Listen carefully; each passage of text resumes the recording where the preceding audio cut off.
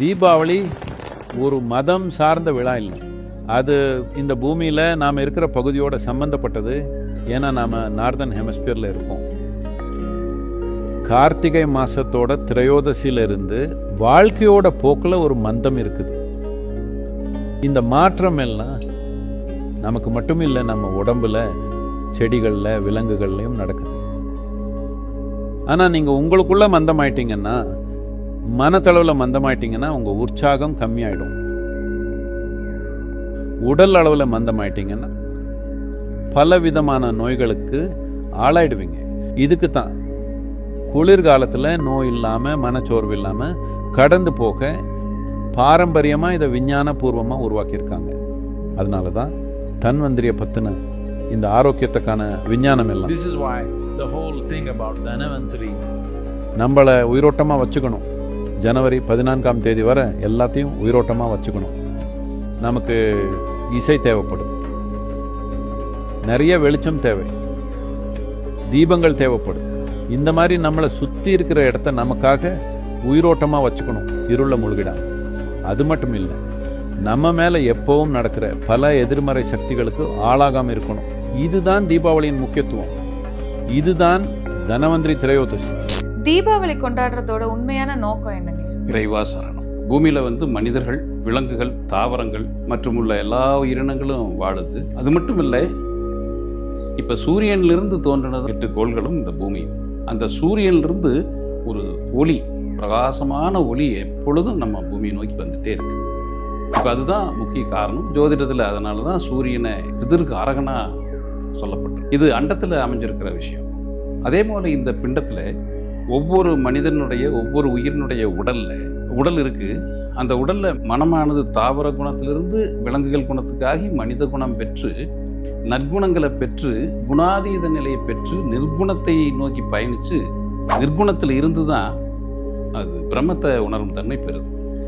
அப்போ பிரம்மத்தை உணரும் தன்மை மனதுக்கு எப்ப கிடைக்குது அப்படின்னா, தன்னுடைய நிலையிலிருந்து மேம்பாடு அடையும் போது.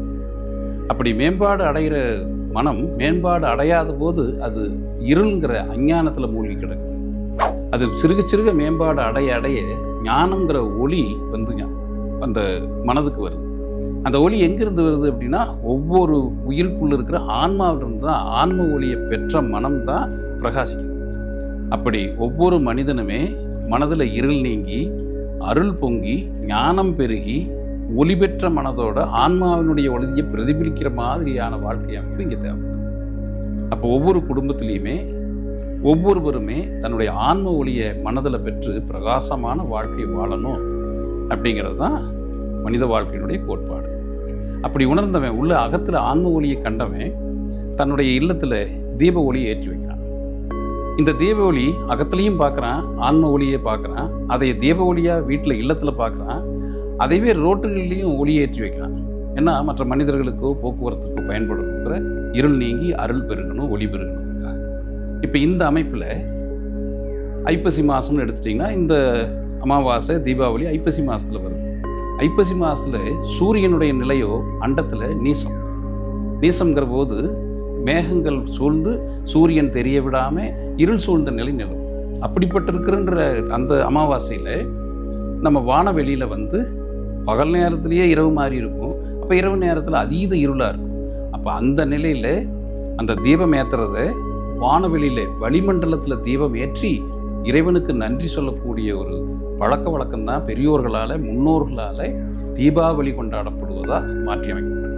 ஆக இறைவனுக்கு நன்றி சொல்லும் விதமாக தீபங்களை குறிப்பிட்ட நேரத்தில் மற்ற உயிர்களுக்கு எந்த சிரமம் இல்லாமல் வளிமண்டலத்தில் தீபங்களை ஏற்றி இறைவனுக்கு நன்றி சொல்லக்கூடிய ஒரு பழக்கம்தான் தீபாவளின்னு போற்றப்படும். இப்படி எல்லா மதத்தினரும், எல்லா நாட்டினரும், எல்லா மொழியினரும் எப்படிப்பட்ட தன்மையில் வாழ்ந்தாலும் தன்னுடைய அகத்தில் ஆன்ம ஒளியை கண்டு, இல்லத்தில் தீப ஒளியை போட்டு, வானத்தில் வளிமண்டலத்தில் தீபங்களை ஏற்றி இறைவனுக்கு நன்றி சொல்லி வாழணுங்கிறது தான் கொள்கை.